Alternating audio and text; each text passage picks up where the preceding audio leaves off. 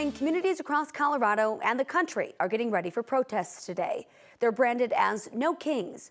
Organizers say they're taking a stand against what they call the authoritarian actions of the Trump administration. The protests are meant to counter a big military parade in Washington, D.C. today. It'll mark the Army's 250th anniversary. It also just so happens to fall on President Trump's 79th birthday. Ahead of that protest, Denver police letting demonstrators know what they can expect from them.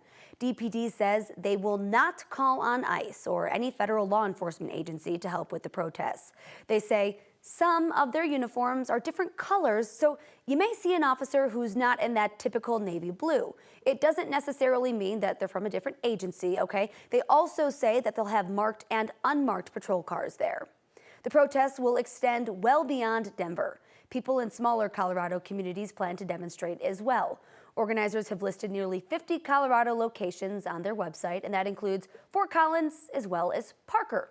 The city of Parker asked protesters to go to one of the other locations, saying they're already stretched thin by their big annual event, Parker Days.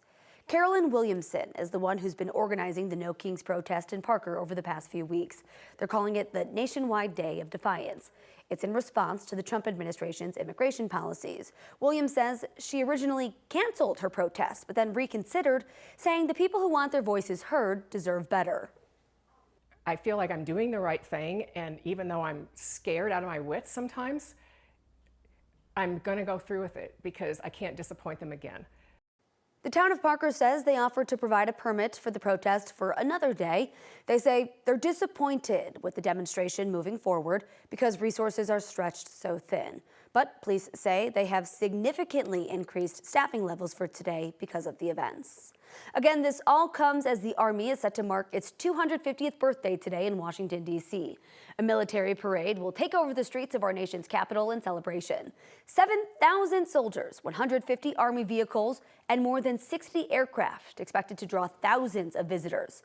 This is all part of a year-long celebration of America's 250th birthday in 2026. Organizers say the event today is just the opening event for all of that. It's unclear if the U.S. Navy and the Marine Corps will get their own celebrations during their 250th birthdays this fall. The parade starts at 4:30 p.m. Mountain Time.